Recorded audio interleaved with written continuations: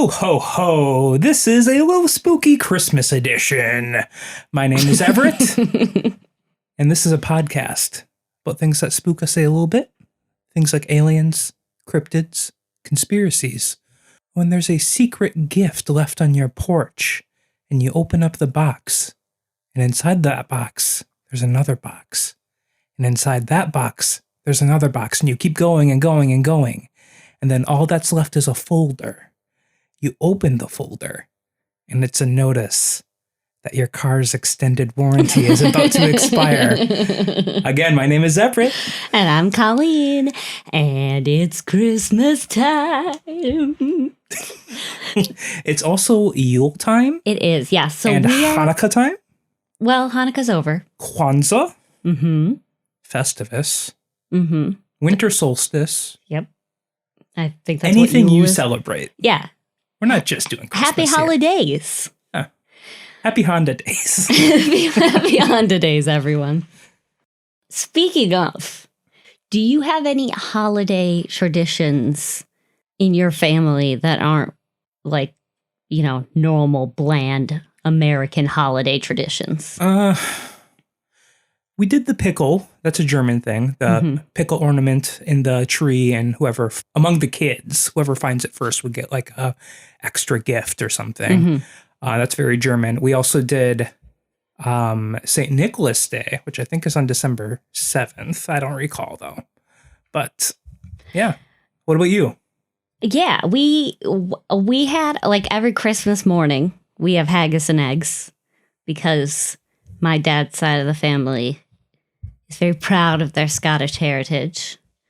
That's about it. We didn't do anything crazy. It's interesting. I was thinking, like, people are always talking about how America is such a young country, and it is. Yeah. So there aren't like American traditions necessarily that have been passed down for thousands of years, except there are.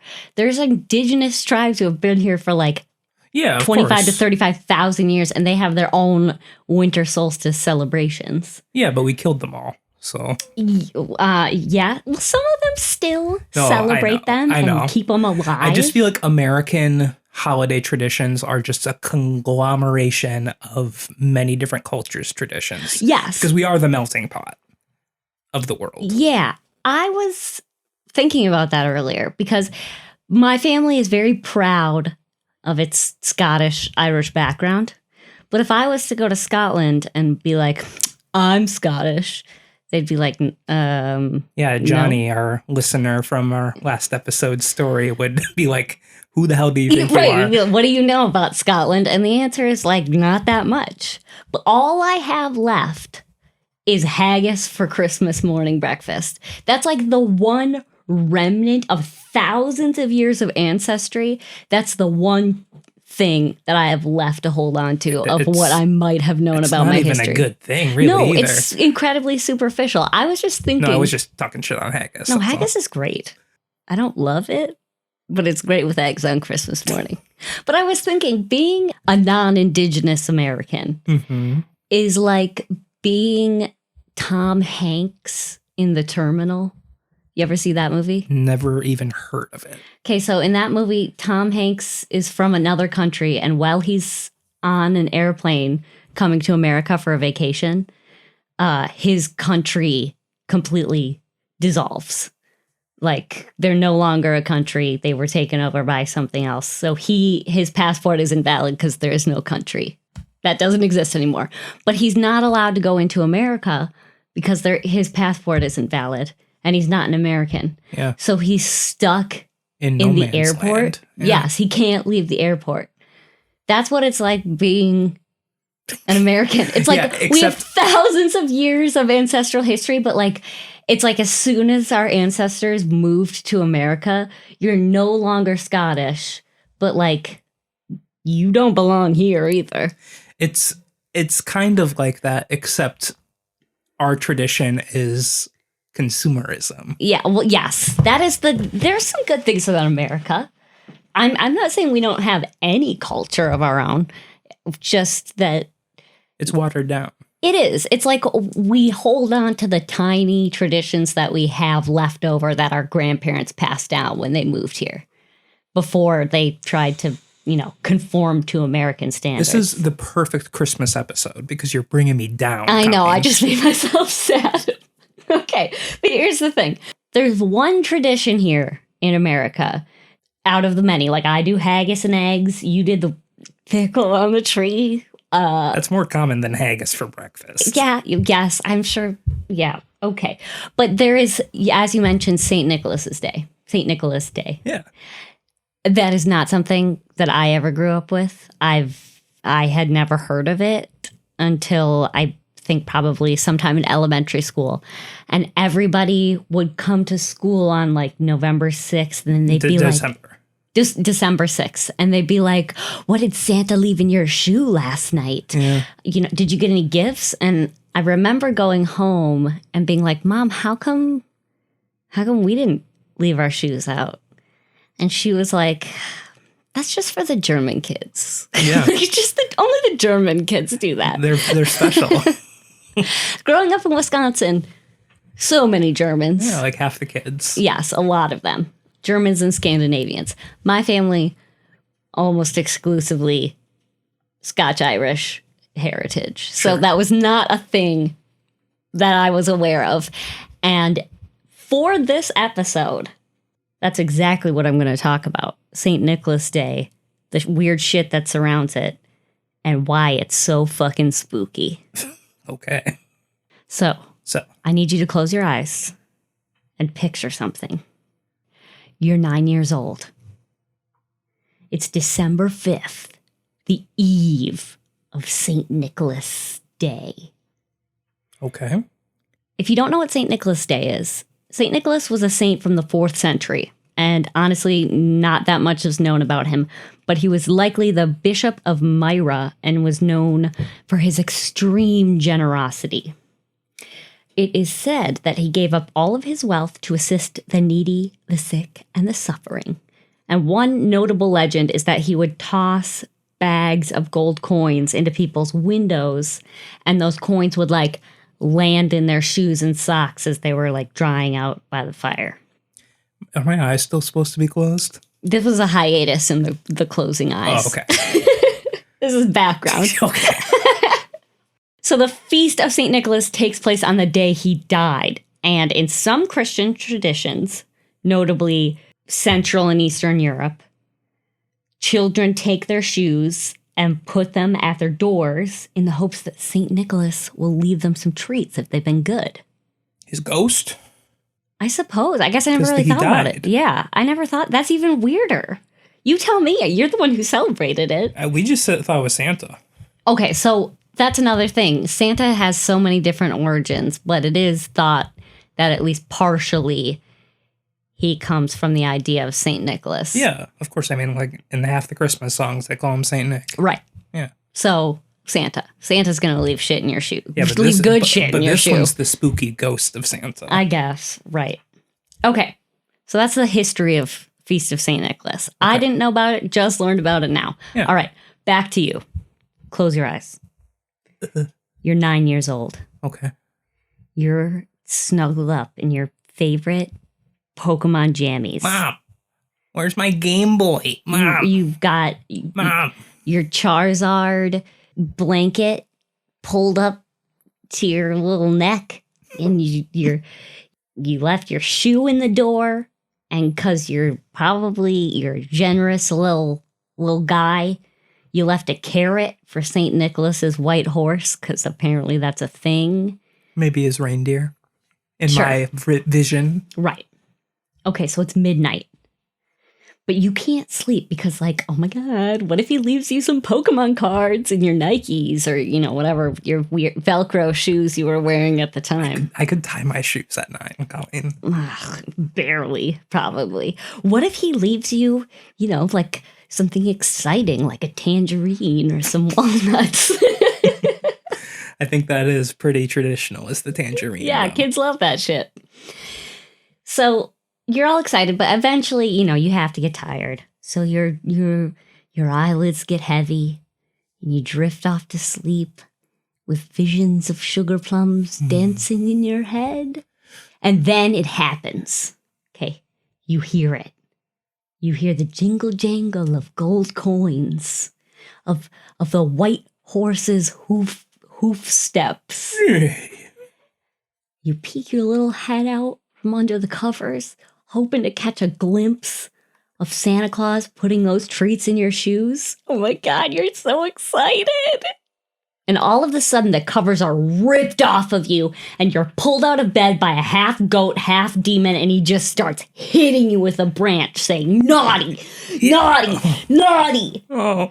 And St. Nicholas is just standing to the side, staring at you disapprovingly as you're getting hit with this stick. And you're like, what did I do? As you try to escape.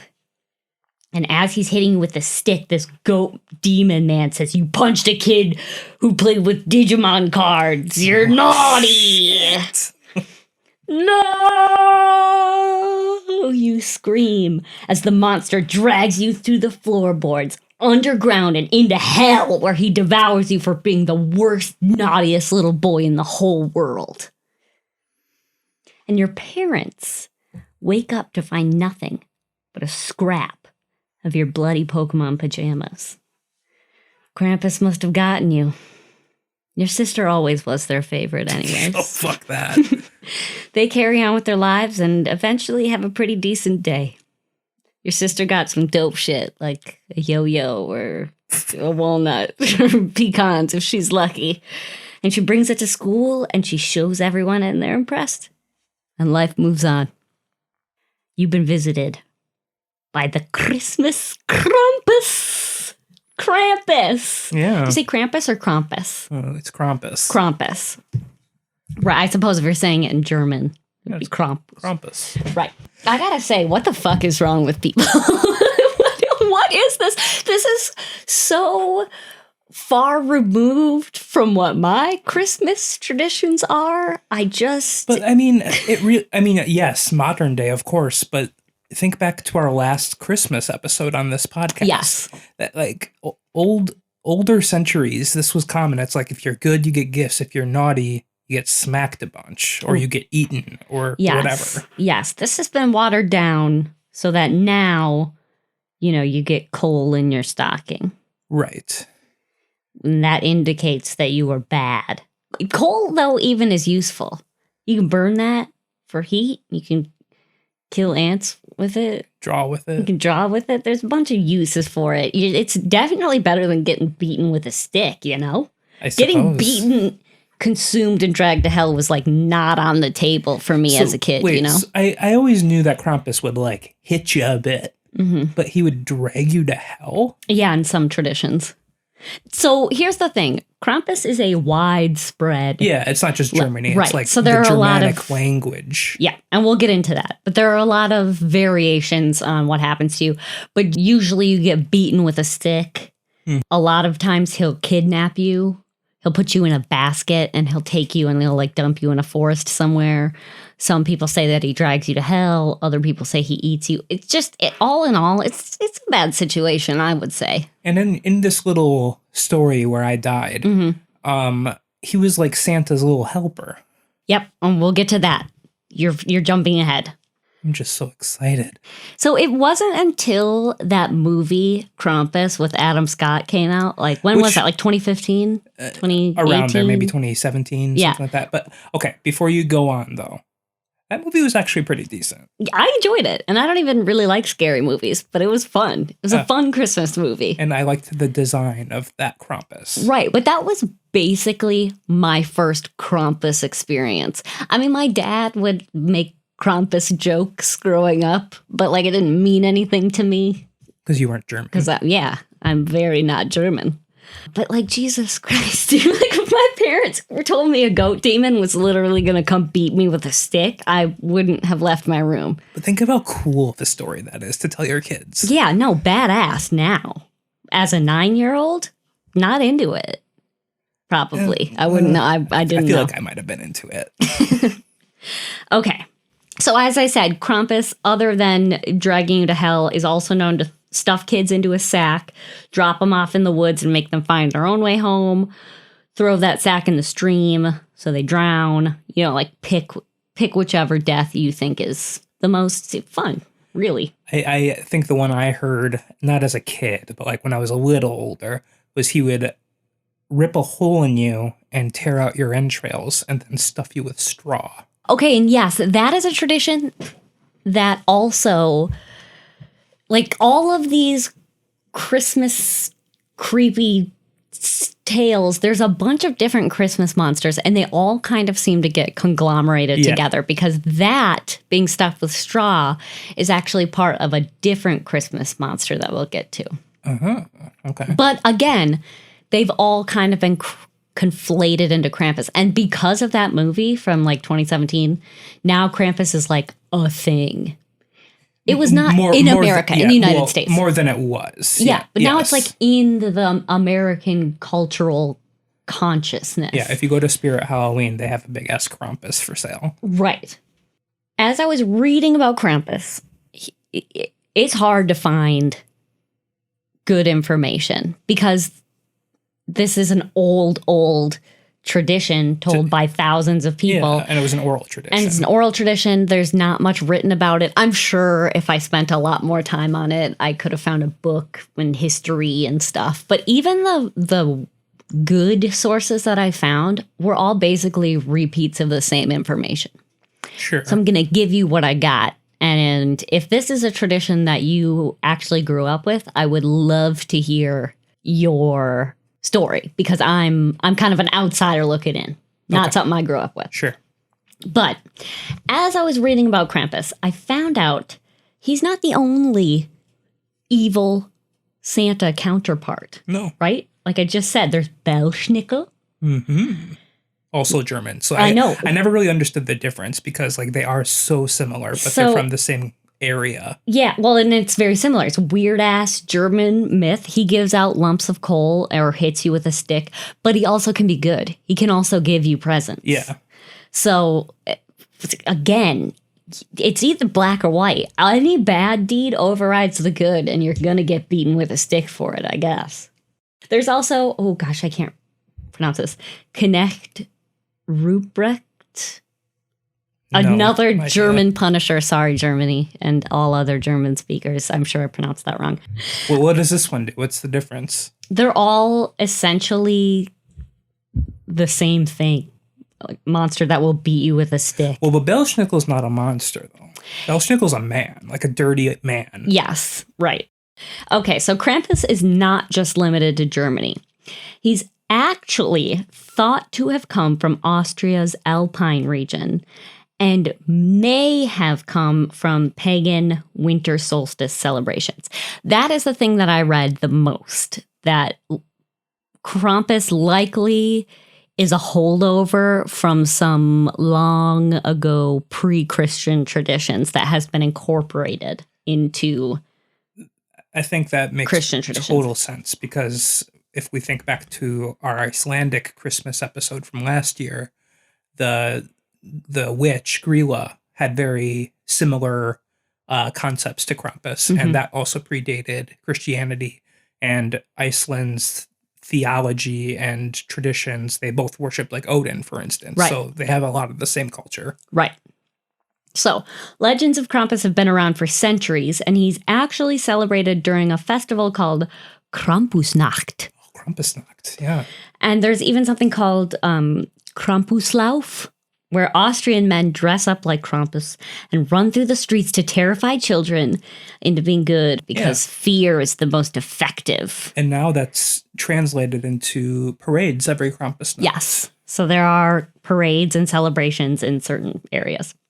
Now, a lot of Christmas traditions do have pagan origins, as we said, but they've been, I guess, taken over, appropriated by Christianity, and they're folded into Christian traditions in order to make converting pagans easier. You know, you're not going to get people to stop celebrating. It's like Disney-fying the Brothers Grimm, basically. Exactly. However, it doesn't actually seem that Krampus was something that Christians wanted. Like they weren't really interested into bringing that into the Christian tradition. Like that just kind of... God served the same purpose. He'll judge you if you're bad. Right. I think the thing is, we're talking about the Alpine regions. Those are remote regions with people. I mean, even if you got a bunch of Christians trying to convert people, it's remote enough. How are you going to, like, once you leave, how are you going to stop people from going back to celebrating their own traditions? It's hard to take traditions away from people who are that remote. And and it's their culture. Their culture, right. Yeah. I mean, there's no way to monitor them unless you live with them. So they're going to continue to celebrate their traditions in addition to the Christianity if they've embraced it. Now, there were several places, namely the Smithsonian, Encyclopedia Britannica, other ones. Krampus was allegedly the son of Hel, the Norse goddess of the underworld. Here's the thing, though. Yes, and Everett's looking at me weird because he knows more about Norse mythology than I do. Now, this was another reason I had trouble finding information about Krampus in general, because none of these places, even the reputable sources, provided sources for where their information came from. I would be interested in the source that states that. Yes. Because there is definitely no evidence I've ever read that said that. Exactly, right. And I could not find any sources that state that. But let me continue. There aren't any ancient writings about Krampus. And Old Norse was not spoken in Austria or southern Germany. And those are places Krampus was thought to have originated. Right. I don't know much about Old Norse religion. Listen to our upcoming new podcast if you want to learn more. Yeah, Northwoods podcast coming soon. Yeah, get that plug in there. I don't know if Old Norse religion was practiced in that particular area, but Krampus has been around for hundreds of years, and he's evolved over time, whether or not he has anything to do with Norse mythology. Sure, yeah.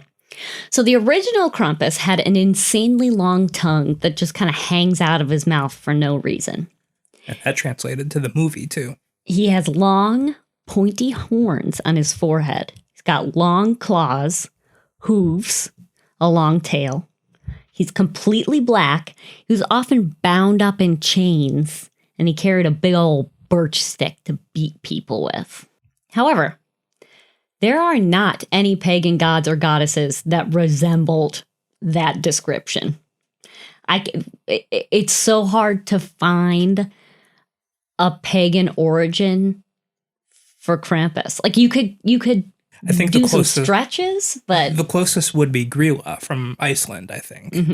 Well, the closest thing that resembles Krampus as we know him is Satan, as he was depicted in the Middle Ages. Yeah, but Satan would, at least our concept of Satan is it's predated by Krampus, though. Well, we don't know that. We don't know when Krampus showed up. There's no ancient writings of Krampus. It could have been a creation of the Middle Ages. You're definitely right. I guess what I was trying to say is at least the picture of Satan as we know today was from the Divine Comedy or Dante's Inferno. Mm-hmm. So that was in the 13th century. Mm-hmm. And I'm pretty sure Krampus predates that. But we don't know. The closest imagery-wise to me is a classic picture of Satan, the devil. Like, I guess the horns and the hooves, sure. I mean, if you're going to draw him, he'd be red. He'd have the hooves. He'd have a pointy tongue. Pitchfork horns. Instead of the birch stick. Yeah. And in medieval times, Satan was depicted as a black demon with a pointy tongue and claws. Like Krampus. Mm-hmm. He also, at the time, was not like the all-powerful instigator, evil villain of hell as we know him today. Right. Like back in the Middle Ages, people saw Satan as like, foiled again. Yeah, a trickster. Yeah, he's just like a villain. Like actually though, a trickster. Like that is what it is. Comparable to Loki or that god from Egypt, like the dog or whatever. Right. So, today there's this feeling that Satan is like this all-powerful being evading every aspect of your life, and you have to fight him off in order to get your way to heaven. But really, at the time, originally, he was just someone who was going to be like, hey, want to look at porn? And then you would be like, no. For sure. And also, at the time, too, until Dante's Inferno, Satan was separate from Lucifer, too. Yes. So, like, Satan was just kind of literally the devil on your shoulder telling you to do bad shit. Right. So I guess I was thinking, as I was reading that, like maybe Krampus is not an ancient pagan legend. Maybe it's just some depiction of Satan that Christianity spread around, and it was somehow adopted into perhaps some solstice traditions from long ago. I don't know. Santa really is Krampus, just taking away the punishment portion. Like, yeah, it's the same thing. Well, that Satan Krampus theory is one theory, but there are some things about Krampus that are probably ancient holdovers from pagan traditions. Sure. Namely, the birch branches that he gonna beat you with. Some people claim that birch had significance to the pagans of that area, but it's also possible that it's just, like a common hardwood that parents would hit their kids with. So, just an idea. In some traditions, families would keep birch twigs in their houses all year long as a reminder to their kids that Krampus might just come over and hit them with one of those sticks. It's like having a year-long elf on the shelf. Yeah. But like violent. So what's interesting to me is that people fall into two camps. Krampus is a pagan holdover. Krampus is a Christian creation. But if it's not a pagan tradition, why is it so localized originally? I mean, now it's the legend of Krampus is worldwide, but why is it so localized to that area of the world? Like, what is going on over there? What was happening? One thing I read was there's a Germanic goddess named Percht, Percht. Mm-hmm. She was sometimes depicted as a goat human thing with a long neck, horns, and she wore animal furs. In pagan Germany, there would be processions called Perchtenlaufs, like Krampuslaufs, where people would wear costumes and march around. Christians, when they came over, were like, hey, we're not into this. Seems a little satanic. Not about that. So they banned that practice. But again, as I said earlier, we're talking about the Alpine regions of Germany and Austria. So, I mean, I'm thinking the people who lived in those mountains did whatever the hell they wanted. Yeah, pretty much. The Christians aren't going to stop them until more people settle that area. Yeah. But, I'm going to do what I want in my own home. In fact, Perchta herself might actually be an amalgamation of Germanic and Celtic traditions. So here's something interesting about Percht or Perchta. I saw her written both ways. She would show up around the winter solstice, and she would check on whether or not the children had been good all year. Mm-hmm. If they were, she put a coin in their shoe, and if not, she slit open their stomachs and stuffed them with rocks and sticks. Mm-hmm. Interestingly, there's a similar thing all the way over in Italy called La Befana, who fills kids' socks with candy or a lump of coal. And in France, there's a legend called Père Fouettard, which means father whipper. Europe.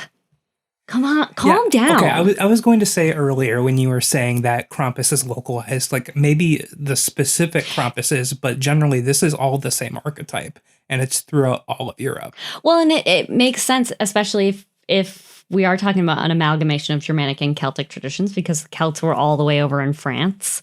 Mm-hmm. It's interesting to me that like Britain, Ireland, and Scotland wouldn't have had a notable Christmas child beater.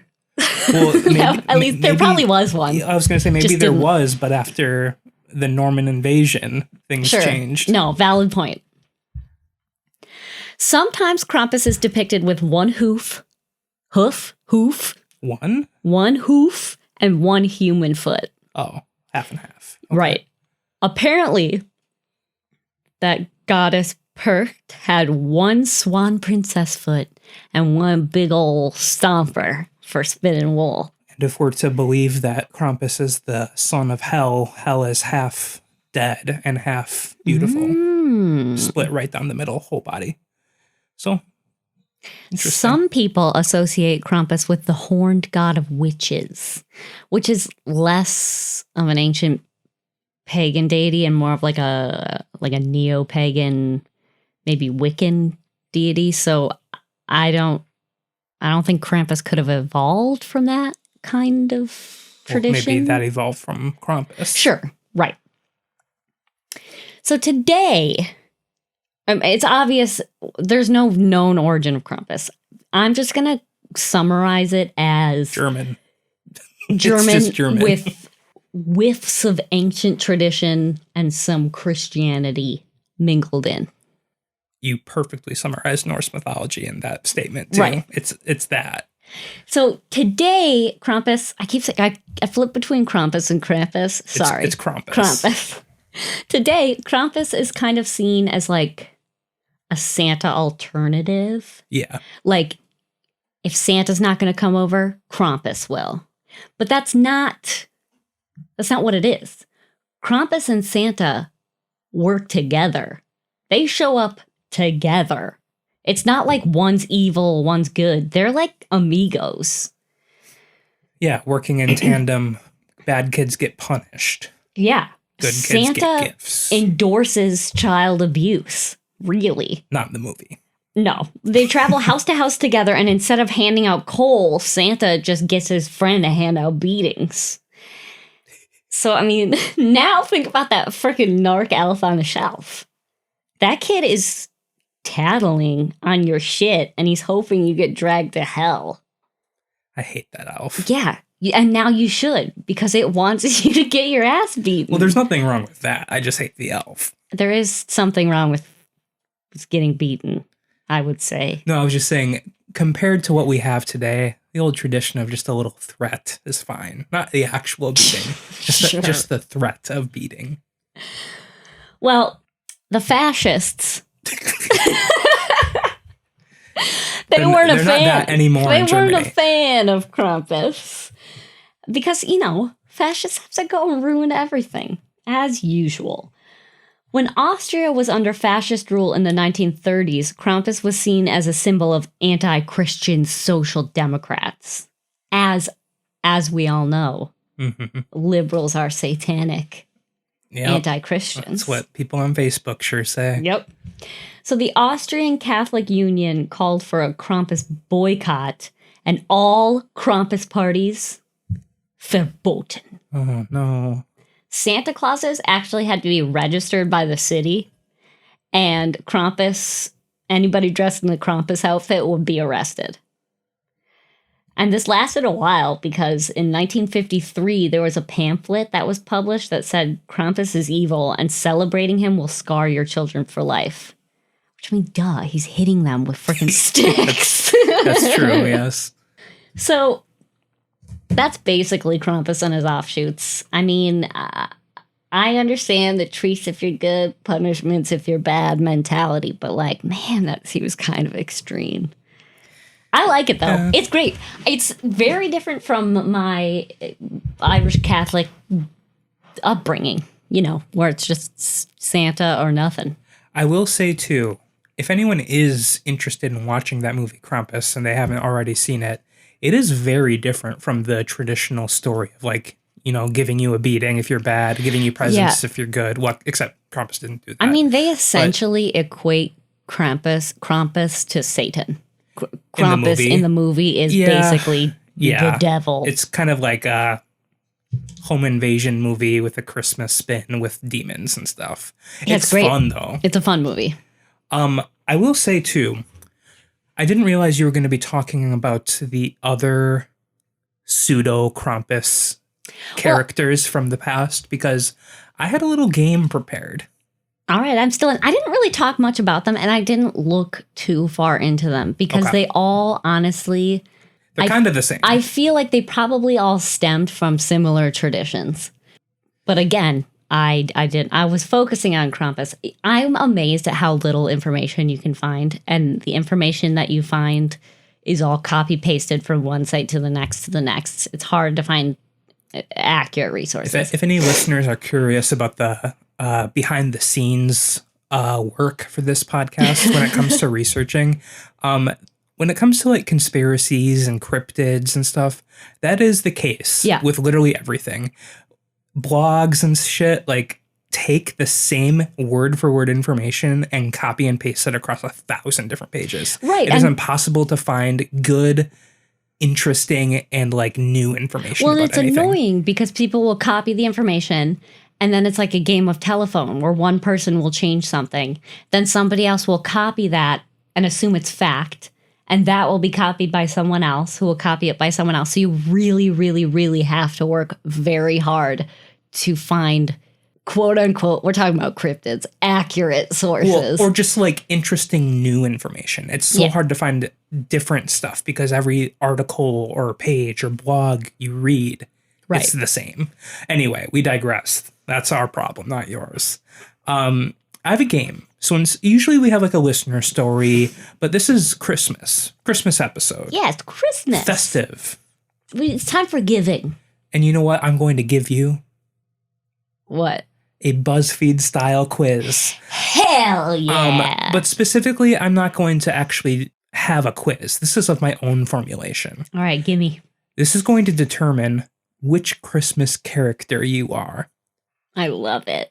Okay. And what I'm going to do, I'm going to give a description of either a creature or a tradition or a practice, and you have to tell me where that is theorized to have originated, and in some cases, if you can name what it is, extra points. Okay. Also, sorry everyone for being phlegmy.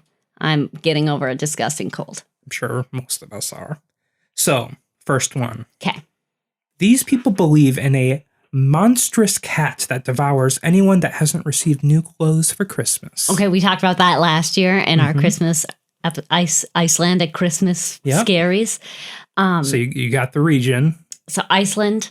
And I'm sorry, what's the other thing I'm supposed to tell you? What it is. Oh, shit. It's like I don't remember. The Krampus cat. I thought this was going to be a gimme because you already heard about it. Yeah, what is it? It's the Yule cat. Yule cat. I was right. It had cat in it. I'm giving it to me. Okay, this one's a little interesting. I've never heard of this one before. These people tell a story that a spider in your Christmas tree is good luck. And the reason for this is an old folk story of an impoverished widow and her children that were tending to a tree all year long in hopes that they could decorate it for Christmas. But unfortunately, they could not afford to. And when the spiders heard about this, they decorated the tree with their webs. Have you not looked at our Christmas tree? We have 3 spider ornaments for that reason. I didn't know there was a reason for it. Where did it originate then, if you're so smart? I don't remember. My grandma gave those to me, but I did know the story. Is it? I'm just going to take a wild guess. Hungary. I'll give it to you. It's kind of just Eastern Europe in general. Oh, okay. I wasn't too far off. Okay. And there's no name for that. It's just the Christmas spiders. Christmas spider. Yeah. Yeah. This one also doesn't have a name. It's just a tradition. So these people believe that Christmas Eve would bring the arrival of evil witches and spirits. So they would make sure to hide their brooms around their house to make sure the witches wouldn't steal them. Where was this practice? Is this like Romania? No. China? No. I don't know. Norway. Oh, interesting. You want to know what? I only know about that because there's an episode of Peppa Pig where they're celebrating the new year. They got to sweep out all the bad luck. I guess that's kind of similar, but not really at all. It's more a witch thing. With all this. right. All right. Couple more here. This is a tradition that's celebrated by decorating a log, painting a face on it, hollowing it out, and stuffing it with goodies, whether it be sweets, fruits, nuts, or even small gifts. And then at dinner time, you put it on the table, and after you eat, you beat the shit out of this log until it shits all of it out from the backside. So what's like the name of this, and where's it from? So it's like a piñata, but a pinata. Poopnata. I honestly could not. That sounds like a German thing to me. This is from Spain. Oh. It's called the cagatillo, but that translates to the defecating log. Yeah. Nice. Spain. Cool. This group of people, I'm not going to name it because it's going to give it away, but they believed in a Father Christmas style character that has eyes in the back of his head to keep a watch on naughty children. These people would also avoid sending red Christmas cards because it's associated with this character and then would be associated with death. Where is this and who? You're not going to get the name. I'm just going to say it. It's I don't want to say it. It'll give away the region. You're not going to guess the name. But where is this? Could not tell you. Okay, I'll give you the name. Well, first guess. Guess where this is. Can you give me a continent? Once I say the name, you're going to get it. So that's why I just want you to guess first. Mexico. No. Santa Kuroshu. Japan? Yes. Okay. Japan. We have just a couple more here. 2 more. This group of people select a villager every year to perform a special dance, a traditional dance, where they put the skull of a horse on the top and then wear a sheet underneath that covers the whole body. It's decorated with ribbons and it's usually spring-loaded so it can appear to snap at anyone watching. Okay, see, this seems like a Scandinavian tradition to me. Poland? I know that's not Scandinavia. I picked a country sort of not similar at all. Do you have any idea what the name might be? No. It translates to the Grey Mare. I'm sure I will pronounce this wrong, but I believe it's called the Marilwyd. Marilwyd. Oh, so like Wales? Yes, Welsh. Ah. And I have one last one here. Actually, technically 2. Sorry. Okay. This is a Christmas witch that has a soft spot for entrails. She is said to take the form of a tall, white-robed woman or a terrifying, haggard witch with one large misshapen foot and possibly shapeshifts. Are we talking Perkta? Yep. Yeah! You got that one. And last one.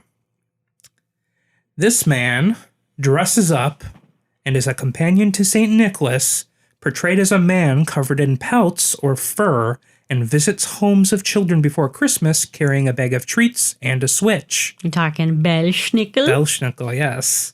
And there's also Hans Trapp, too. You just talked about him as well, didn't you? There's so many of them. It's the same thing. It really is. And there's also Grilla and the 13 Yule Lads, but we've talked about them. There's so many cool Christmas traditions that I feel I have been kept from.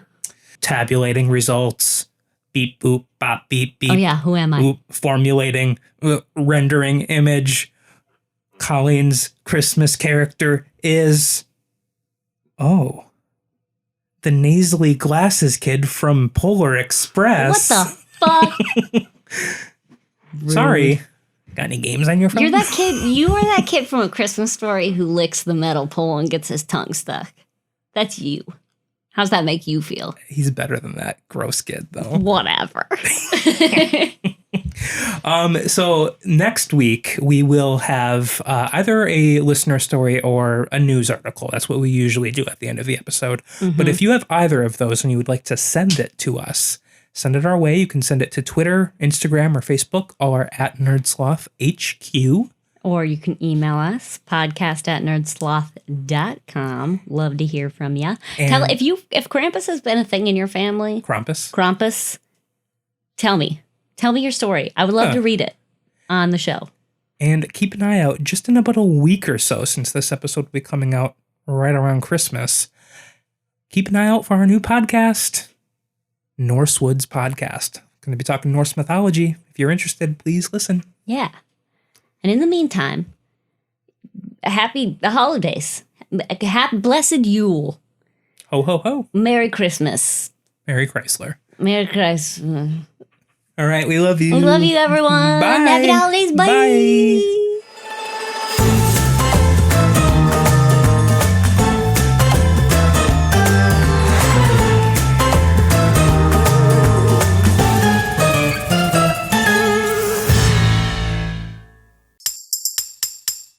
Presented by NerdSloth. a place for lazy nerds. If you like what you heard, consider donating at patreon.com/NerdSloth so we can continue bringing you quality shows. Be sure to also leave us a review and share your favorite episodes and clips on social media. If you're looking for more content, visit us at nerdsloth.com.